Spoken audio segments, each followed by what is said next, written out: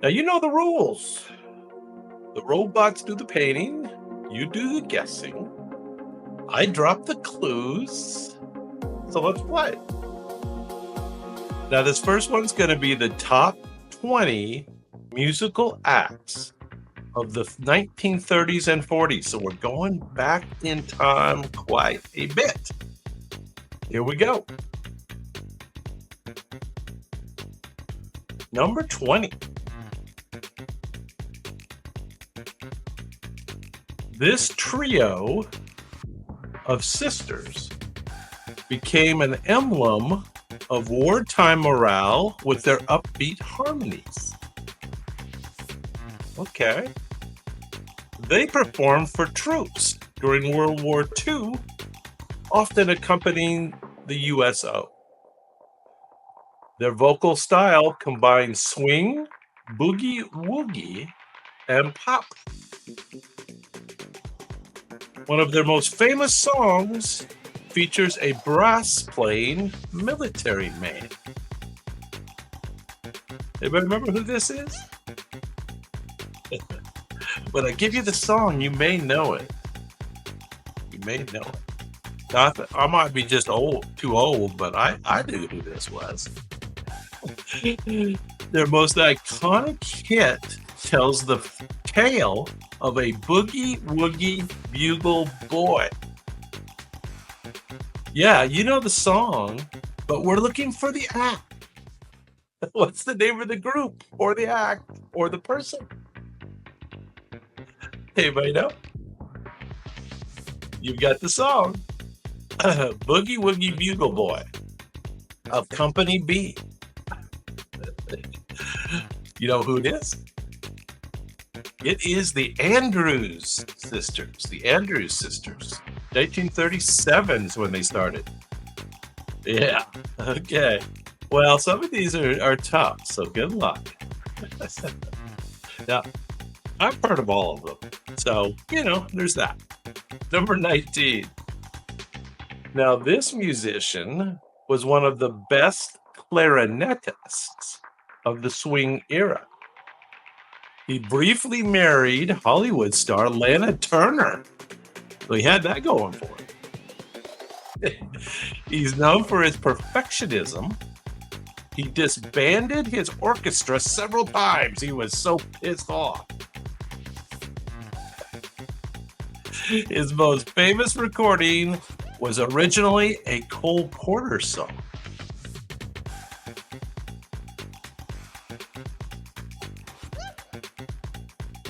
I've never heard of this now, but Begin the Beguine became his signature hit.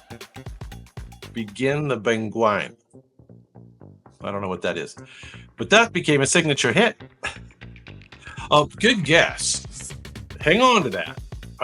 That may come up very, very soon. Hey, doctor, what's going on? That may come up very, very soon. But that's not correct for this one. You try to remember all those names. That'll be helpful. This is Mr. Artie Shaw. He's the clarinetist. He was the one married to Lana Turner. There you go. Artie Shaw. He once said that his clarinet felt like an extension of his soul. Hey. I think the doctor might know this one. This guy's known as the King of Swing. His groundbreaking 1938 Carnegie Hall concert brought jazz to new audiences. He is famous for his collaborations with pianist Teddy Wilson and vibraphonist Lionel Hampton. I don't know, what is a vibraphonist? Is that like a harmonica? Yes. Yes, doctor. It is correct.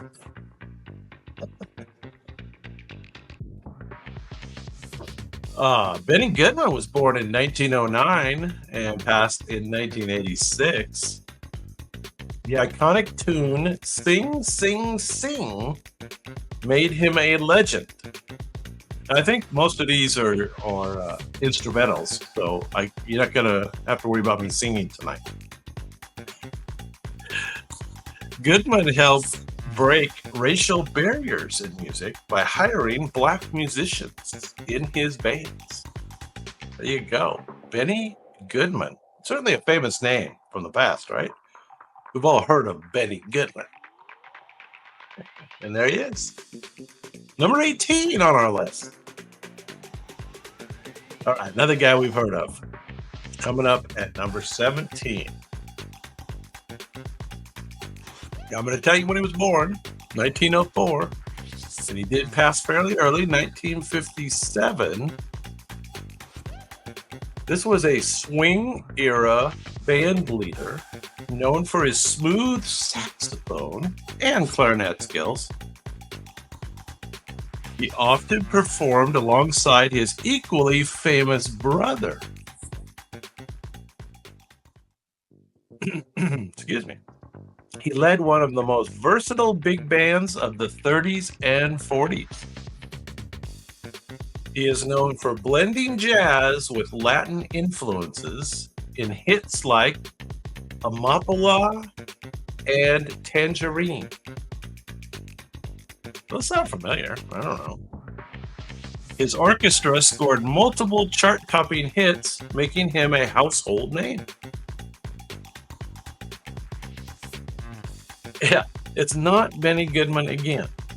It's one of those other guys. Can you remember any other names from the swing era, big band, from the big band era? Who's another big band guy? And this is the brother. Just add, this isn't the most famous one of the brothers. This is the less famous brother. But he's still on our list at number 17. This is Mr. Jimmy Dorsey. Jimmy Dorsey, that sound familiar? The Dorsey brothers' sibling rivalry was so intense they briefly formed separate bands after a major falling out. There you go.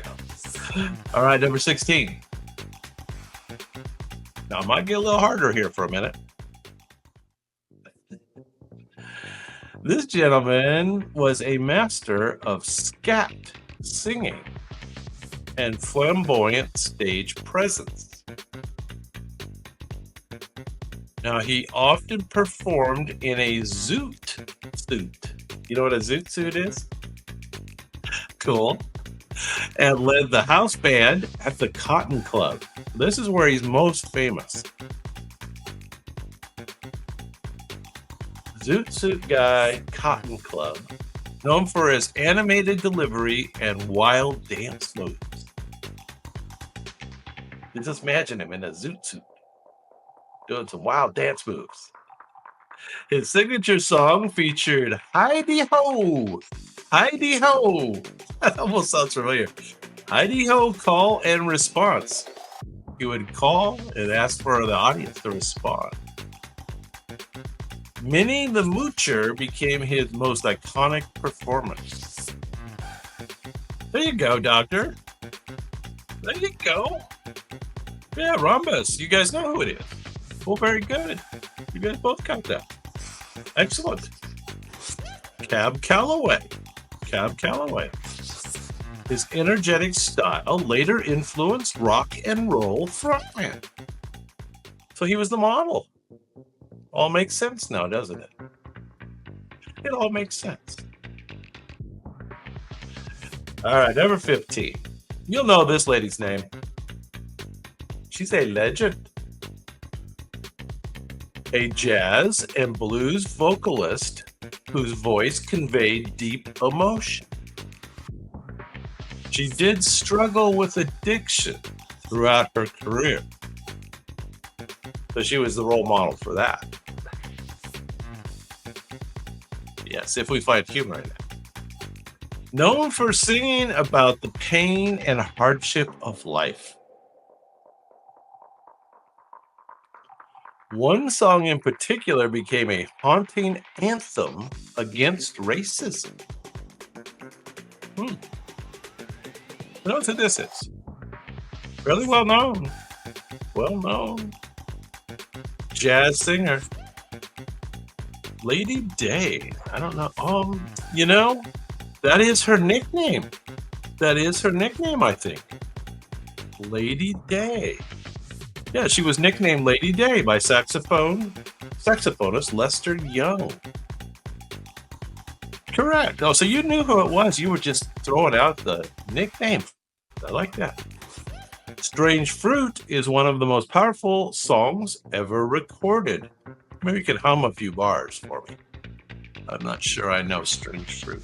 Although, if I heard it, I might know it. You're correct. It's Billie Holiday.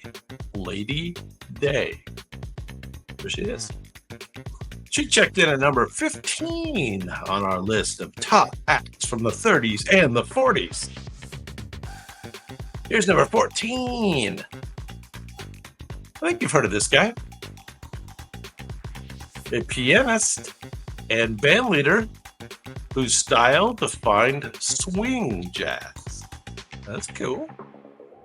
His orchestra was known for its rhythm section and smooth grooves. Alex, what's going on, man? He collaborated with many jazz greats, including Ella Fitzgerald. A famous instrumental hit was named after a late night time.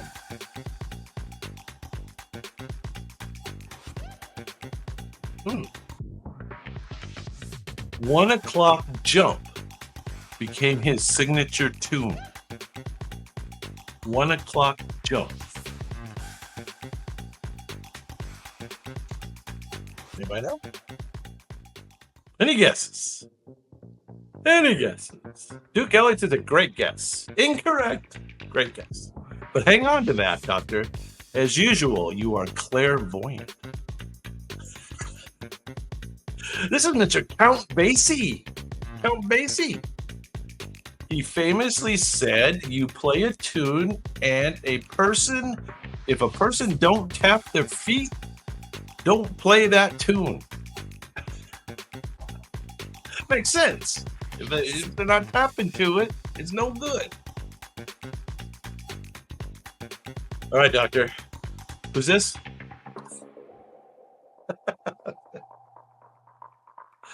Number 13. His compositions redefine jazz as sophisticated and orchestral. The leader of one of the most famous big bands in history. There you go. Now your answer is correct. We'll leave it up on the board.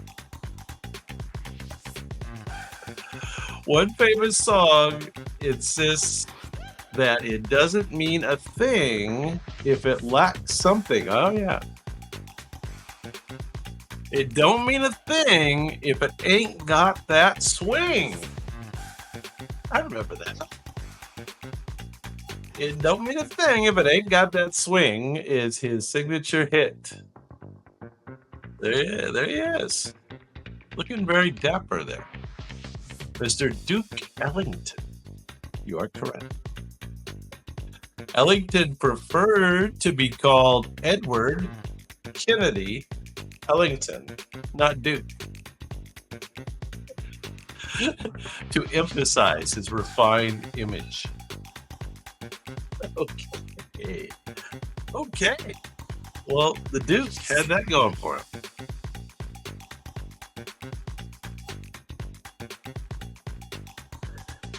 All right, Duke checks in at number 13.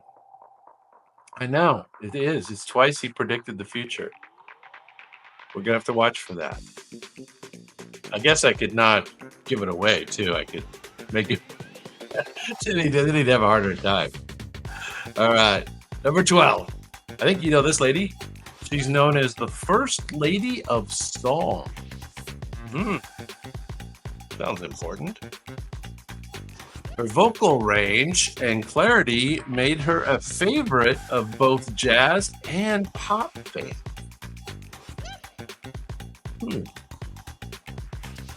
She recorded iconic songbooks paying tribute to composers like Gershwin and Porter.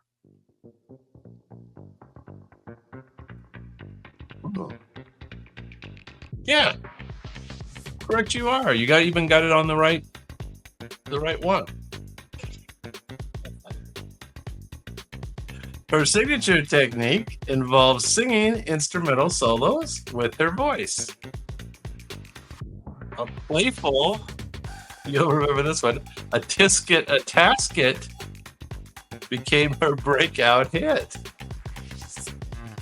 That was the day, right? When a tisket, a tasket was the breakout hit. You are correct. It's Ella Fitzgerald, of course. Ella Fitzgerald. She once won a talent contest at the Apollo Theater, which did launch her career. There she is. She only passed fairly recently, I guess, fairly recently. Relative term, 1996. Relative term. All right, number 11. All right, now I've heard of this guy, but I don't think I could place his music. See if you guys do. A clarinetist and band leader known for his heard orchestras. His music mixed swing and elements of blues and bebop. One of the biggest hits was a fast-paced instrumental named after a wood-cutting tool.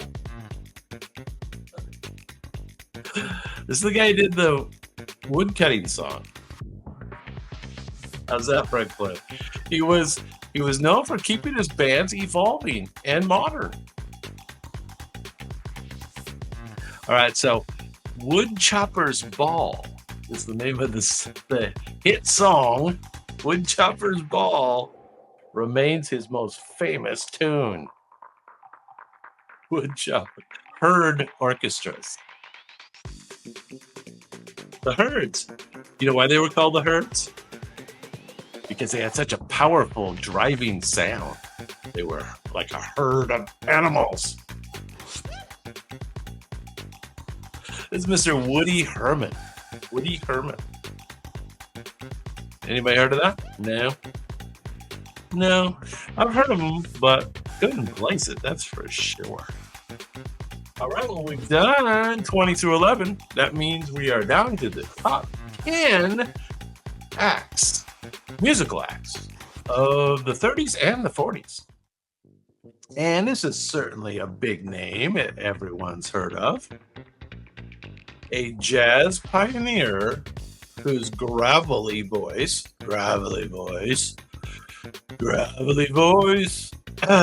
became instantly recognizable, much more so than mine. His joyful trumpet playing and charismatic personality made him beloved worldwide. An improvement. Often referred to as Satchmo or Pops.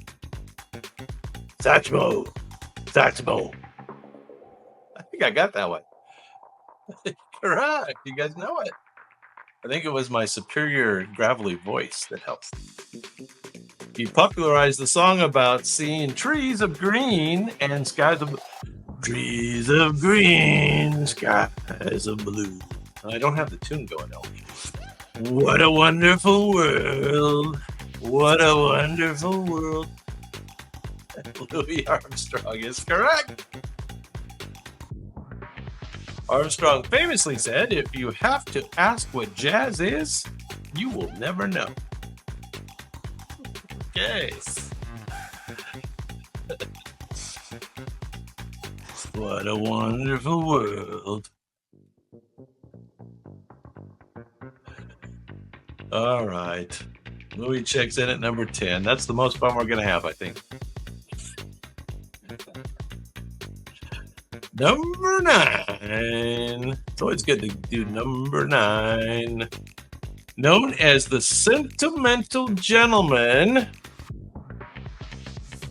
his band featured a young Frank Sinatra as a vocalist. He led one of the most popular big bands of the swing era. One of the most famous songs asks about smiling.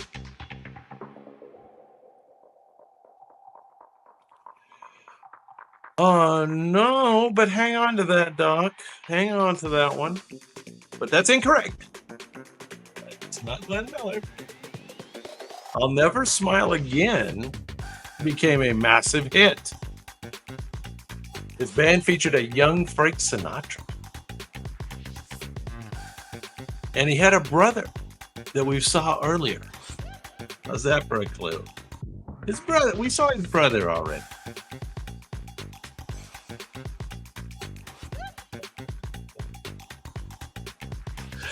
Well, it's not quite the same though, Rhombus.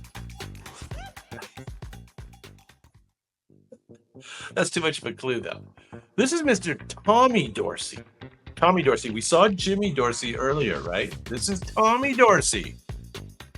His brother Jimmy Dorsey was also a famous band leader, and they often competed for chart success. Yeah, Tommy. Tommy was slightly better than Jimmy, I guess. He's number 9. Jimmy was 16. All right, number 8. I think you know this guy. A crooner whose velvety voice made him a teenage heartthrob in the 1940s. His early career was boosted by singing with the Tommy Dorsey Orchestra. We just found that out. He's known for his impeccable phrasing and emotive delivery. Very good, Rhombus. You're paying attention. I like that. Pay attention, you can get them. The clues lead you everywhere.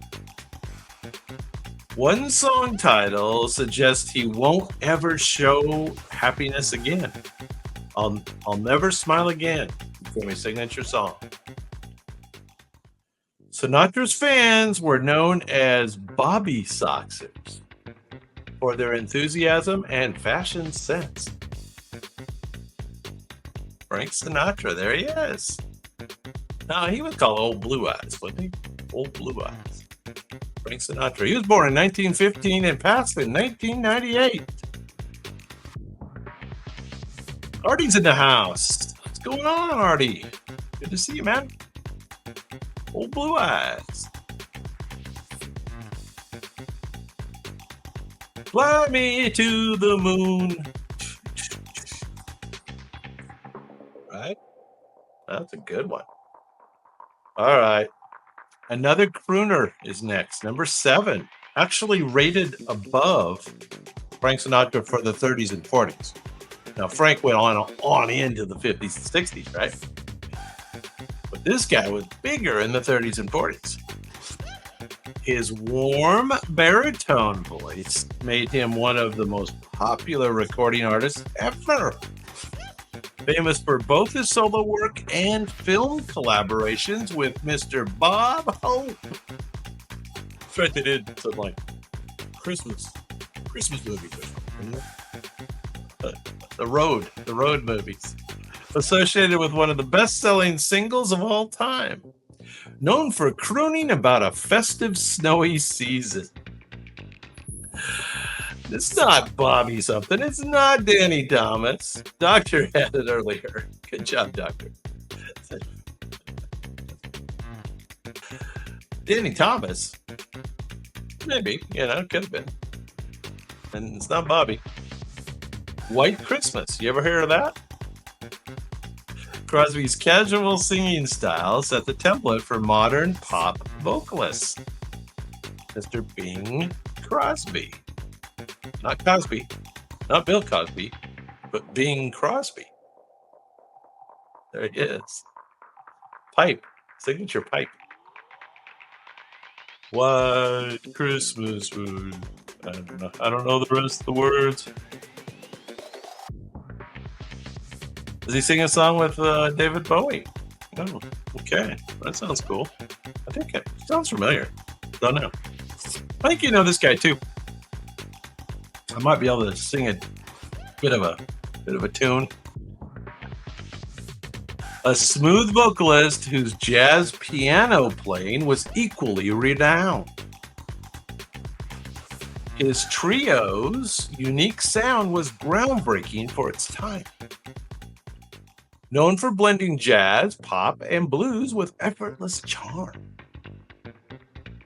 Very good. Doctor knows his 30s and 40s. One of his hits involves giving a positive attitude adjustment. That's a good clue. Straighten Up and Fly Right became a popular post-war tune. There you go.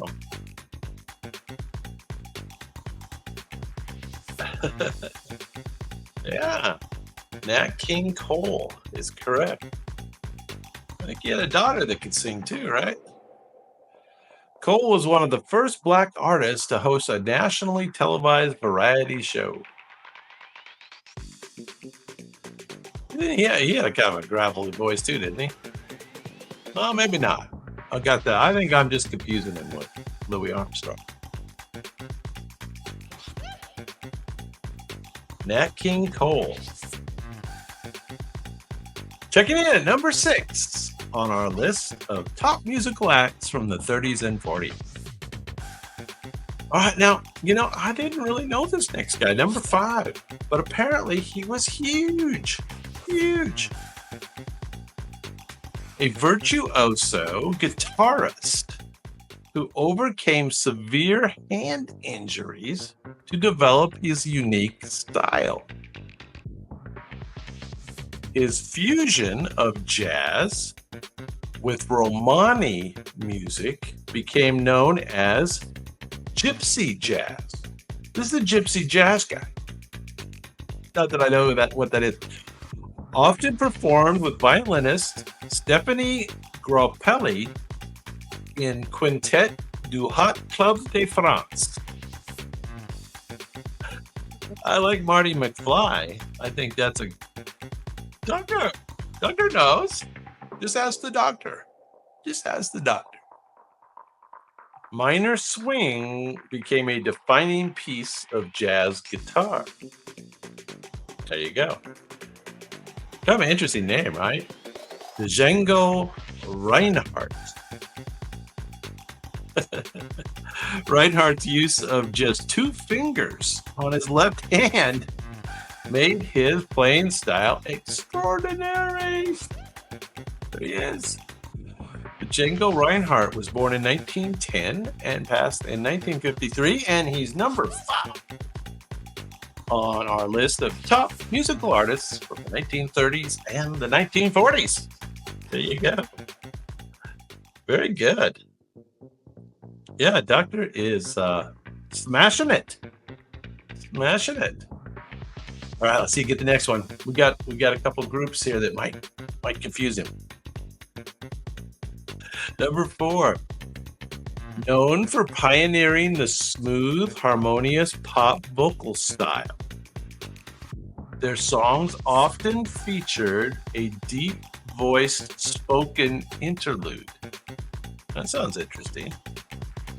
They had a significant influence on the doo-wop and rhythm and blues that were to come.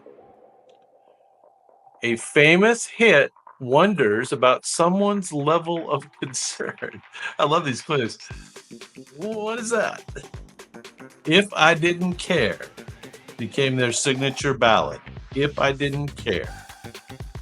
Anybody know who these guys are? They were around forever. Forever. And then they actually, a version of them, I don't know if it was kids or what, came back even, I don't know, 90s. Anybody know who this is? Their unique vocal blend paved the way for groups like the Platters. These guys are pre-Platters. This is the pre-Platters. This is the Ink Spots. Ink Spots, right? Something you don't want on your shirt. The Ink Spots. You have a funny name for a black group, right?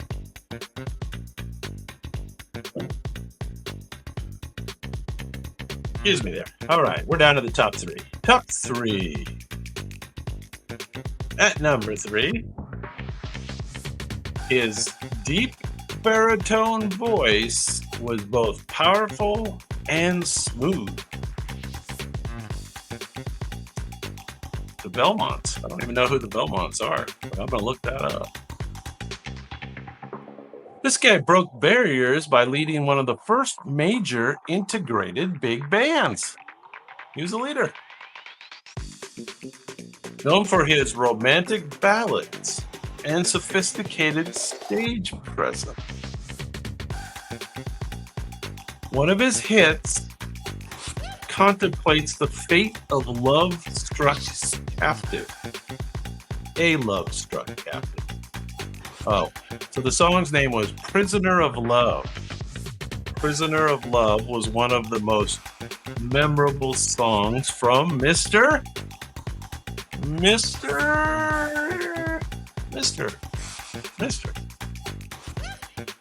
His suave image and rich voice earned him the nickname Mr. B. Mr. B. Anybody know? Who's Mr. B?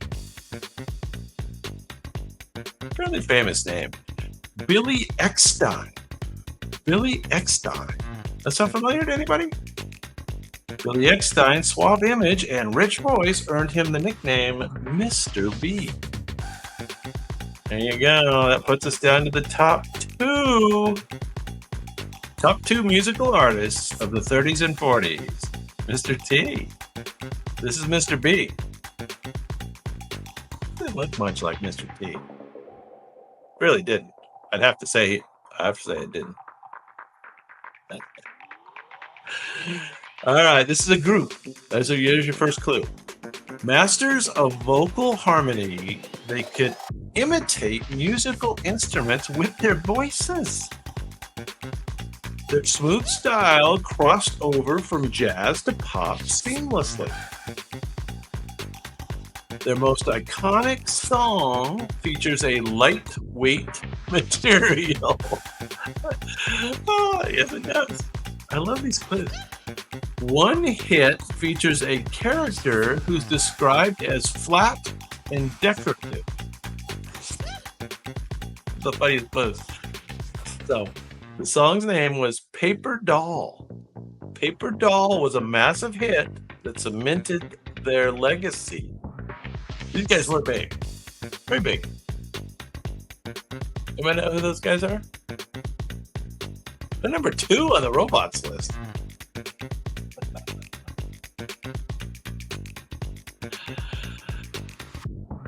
Yes, I pity the fools too. This is the Mills Brothers. Anybody heard of the Mills Brothers? The Mills Brothers were the first African American artists to have a national radio show. They had their own show. Mills Brothers. Can't believe you guys didn't know. All right. The doctor probably knows the answer to this one. This is a cool picture. Focus on the picture. And tell me what the picture represents. The most popular big band of the World War II era. Known for tight arrangements and a smooth, danceable swing sound. They continued to perform even after his tragic disappearance. The band later disappeared. A famous song evokes a joyful, upbeat mood. The doctor should know. Yeah. There you go. This is the Glenn Miller Orchestra. In the Mood became an anthem for the swing generation.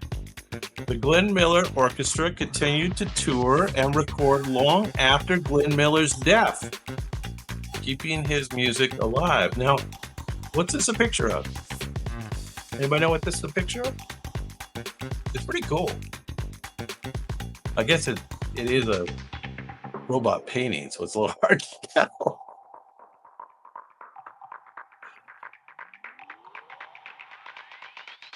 Well, you got to take a pause for the cause. I'm glad you knew the Bills Brothers. That was the green room at one of these cool places, and they were all cramped in the green room, and the green room had signatures all over the walls, on every wall, and it was all green. So it's very cool. This is from my, when I used to own the blues club. I think some of you heard that once before, that I used to be an owner of a blues club for a short period of time. A co-owner. All right, man. Well, it was pretty fun. I mean, we're glad the doctor was with us. We're we're very glad the doctor was here. We're glad the doctor was in the house.